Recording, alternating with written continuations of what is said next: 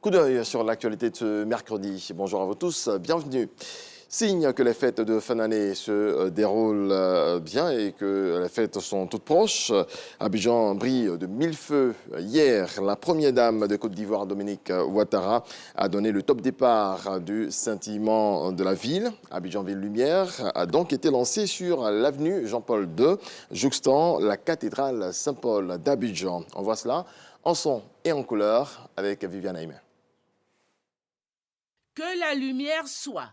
Abidjan s'est drapé depuis ce mardi 20 décembre dans ses habits de lumière pour célébrer Noël qui arrive. La Noël, la lumière de Dieu qui vient au monde. Pour parfaire la symbolique, le district d'Abidjan a choisi l'avenue Jean-Paul II, en face de la cathédrale Saint-Paul du Plateau, pour le lancement de cette illumination. Comme lors des précédentes éditions, c'est dans une ambiance de musique, de danse, de cris d'enthousiasme des populations sorties en grand nombre, donnant déjà un avant-goût de la fête de Noël et du Nouvel An qui s'annonce, que s'est déroulé l'événement. La première dame de Côte d'Ivoire, Dominique Ouattara, était une fois de plus à l'unisson des populations qui l'ont acclamée. Abidjan Ville Lumière est à sa 11e édition et suscite chaque fois autant de fascination. Dans quelques instants, comme une mariée heureuse de convoiler en juste noces, Abidjan va apparaître, drapé de ses plus beaux habits de fête. Vous pourrez alors contempler avec une joie apaisante certaines artères qui vous rappelleront par la lumière que le beau, ce qui est beau, existe.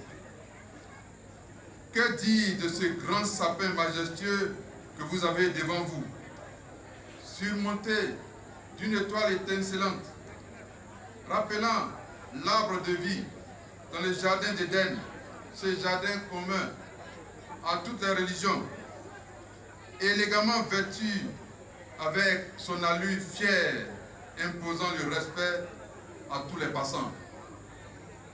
Abidjan, perle des lagunes. Abidjan, ville verte. Abidjan, ville lumière, est prête à se laisser découvrir. Si l'événement se veut le lancement des festivités de Noël et du Nouvel An, la première dame de Côte d'Ivoire, Dominique Ouattara, a tenu à exprimer sa solidarité envers les familles vulnérables à l'occasion de ces fêtes. La cérémonie d'illumination de la ville d'Abidjan est certes un rendez-vous festif qui souligne avec éclat la magie des fêtes de fin d'année. Mais c'est surtout et aussi une nouvelle occasion d'exprimer notre solidarité envers ceux qui en ont le plus besoin.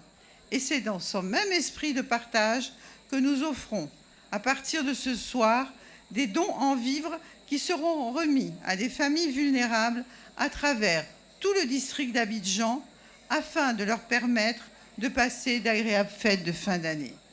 Je voudrais vous souhaiter, au nom de mon cher époux, le président Alassane Ouattara, et en mon nom propre, un joyeux Noël et une heureuse année 2023.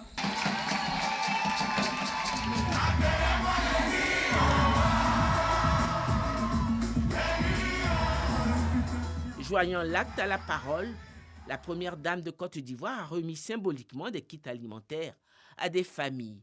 Ce sont des kits alimentaires pour un total de 11 200 000 francs offerts par la première dame qui seront ainsi distribués à plusieurs familles. Et pour parachever dans la joie et la beauté le lancement de ces fêtes de fin d'année, la première dame de Côte d'Ivoire a procédé à la mise sous tension des illuminations de la ville d'Abidjan, sous les acclamations de joie de la population et les tirs de feux d'artifice.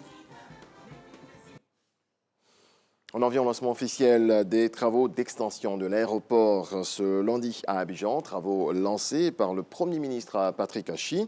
Cette troisième phase vise à faire passer la capacité d'accueil de l'aéroport international Félix Houphouët-Boigny de 2 à 5 millions de passagers à travers l'extension de la surface de 30 000 à 55 000 mètres carrés, du parking véhicule de 827 à 2400 places, des tapis bagages de 2 à 4 tapis et des contrôles d'enregistrement de 25 à 40. Selon Patrick Hachi, l'aéroport modernisé, réhabilité et étendu s'inscrit dans la stratégie de renforcement, de développement également des infrastructures économiques du pays, voulu par le président de la République, Alassane Ouattara. Dans le reste de l'actualité, la Russie doit commencer ce mercredi et pour 8 jours des manœuvres militaires avec la marine chinoise, le lieu, la mer de Chine orientale, à l'est Shanghai, dans un espace très stratégique. Au sud, Taïwan, et à l'est, le Japon et au nord, la Corée du Sud. Officiellement, les deux pays veulent renforcer leur coordination navale, renforcer aussi la sécurité dans la zone. Et puis, grippe aviaire, un rapport de l'autorité européenne de sécurité des aliments, EFSA, publié ce mardi, tire la sonnette d'alarme. En un peu plus d'un an, seulement 50 millions d'oiseaux ont été abattus dans les élevages infectés par la grippe aviaire.